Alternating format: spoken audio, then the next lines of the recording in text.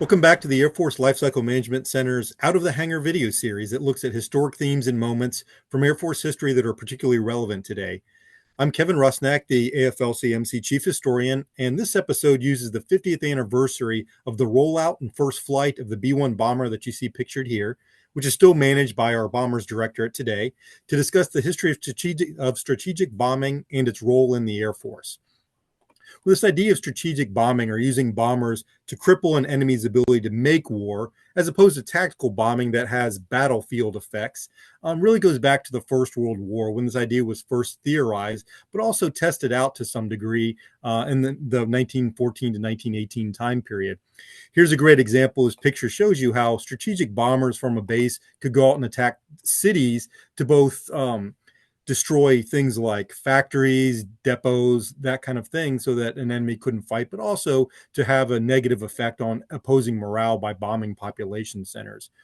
Well, everyone in World War I had these to some degree. Here's some German strategic bombers, both Zeppelins and fixed-wing bombers.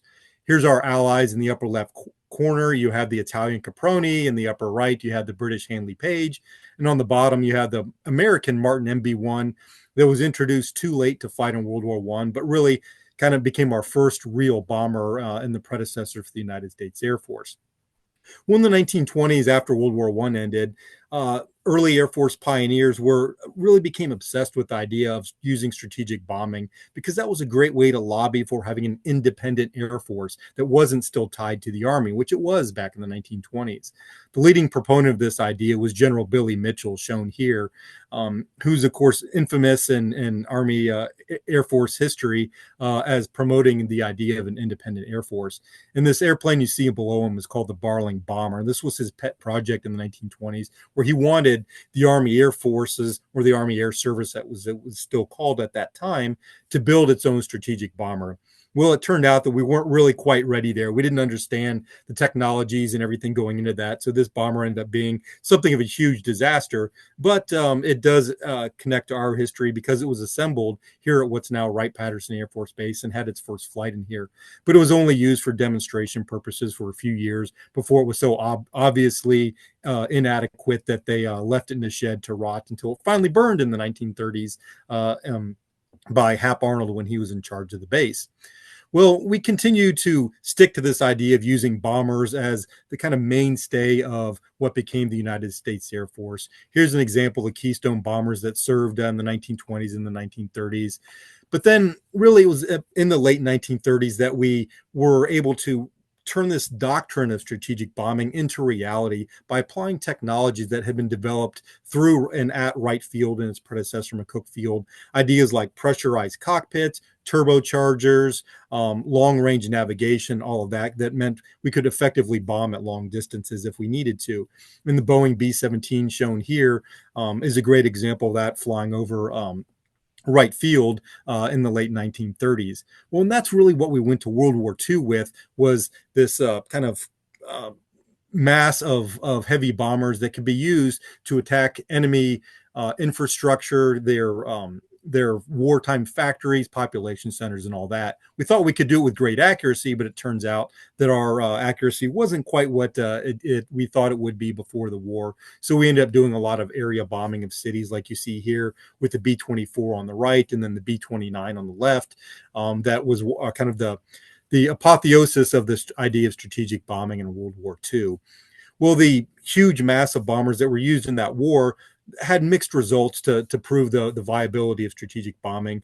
But because the atomic bomb was introduced at the end of the war, pairing that bomb with the idea of a long-range strategic bomber became the key to our national security doctrine, this idea of massive retaliation, that we could prevent wars by threatening to use these atomic bombs on anyone who attacked the United States. Well, we had run into problems in World War II with this idea that, in shorthand, was that the bomber would always get through. Early on, the idea is you would have long-range bombers that were slow. They would fly at night where enemy fighters couldn't see them. Then into the 1930s, they would fly higher and faster than fighters that day. But as fighters improved, you could no longer do that. So they stuck a lot of guns on the bombers like you see here so they could be self-defending. Well, in the 1950s, all of those ideas had kind of gone out the window. In the bottom right here, you see the B-36, which was designed during World War II, but really went into service after the war. And that had kind of given up on being self-defending, but it could still fly relatively high and fast, but really long range. And once they realized that, you know what, this thing could be vulnerable to enemy fighters, particularly as jet aircraft were invented, they tried different ideas to make it more survivable, like carrying its own fighter that you see in the picture here that could be dropped and defend the bomber on its way to the target. But it was really the invention of the jet engine, like used on the B-47 you see in the upper left here, that once again allowed bombers to fly high and fast enough that they could evade enemy fighters or enemy air defense systems.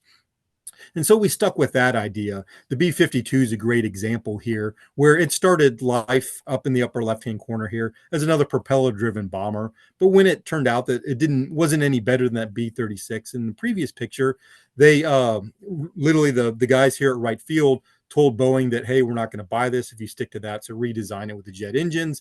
And in a famous story, a Boeing team went to a hotel over a weekend here in Dayton, redesigned it with a swept wing and jet engines like you see here, that made the B-52 much faster and could fly much higher and was much more capable than that early version you see up there in that wind tunnel picture.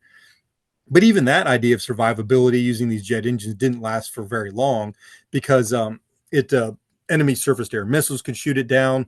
So it became what they called a standoff platform. It could carry missiles like you see under the wing here that could be launched ahead of the bomber to destroy enemy air defenses, and it could get to its target. Along with that, we decided to develop bombers that could fly even higher and even faster, supersonically, like the Mach 2 B-58 on the left or the Mach 3 XB-70 on the right. But once again, surface-to-air missiles, like you see in the picture here, were too good to make those really survivable. And then on the other side of that, intercontinental ballistic missiles, like you see on the left, really replaced bombers, or threatened to replace bombers, as kind of our main nuclear weapon in the 1960s. Well, so as a result, in that decade, in the 1960s, you didn't really see a lot of bomber development at all. In fact, there weren't any first flights except for that XB-70. But by the 1970s, the question came back around as, hey, do we need to update our strategic bomber force? And so we began a program called the Advanced Manned Strategic Aircraft to study this. Can a strategic bomber be survivable? And if so, how would that happen? And that's what resulted in the B-1A that we saw in the first picture and you see here. Now, this combined all of these ideas for survivability.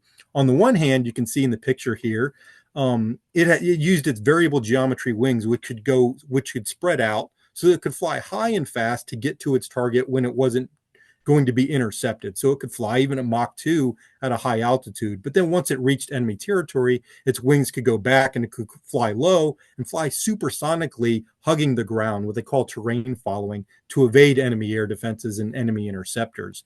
So that idea seemed to work pretty well. And so we went ahead and procured 4 of these B-1As in the early 1970s. And then it was in October of 1974 that had its rollout you see here, and then in December of that year had its first flight. Well, that fell victim to politics and to other technology developments like cruise missiles, and so President Carter canceled that program.